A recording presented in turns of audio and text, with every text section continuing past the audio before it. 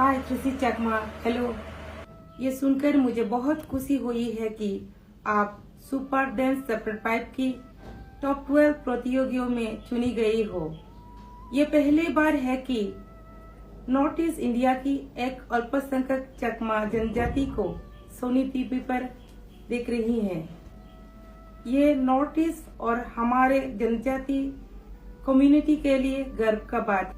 मैं दिल से सोनी एंटरटेनमेंट, टेलीविजन और सुपर डांस की पूरी टीम को धन्यवाद देता हूँ। ये केवल एक डांस रियलिटी शो नहीं है, ये प्रेरणा का एक संपूर्ण संस्था है जहाँ प्रतिभाशाली बच्चियों को नृत्य में उत्कृष्टता प्राप्त करने और अपने भविष्य के लिए नया द्वार खोलने का अवसर दिया जाता है।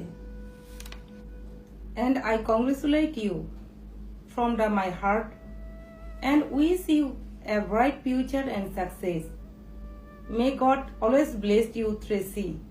Gomtej, bye bye.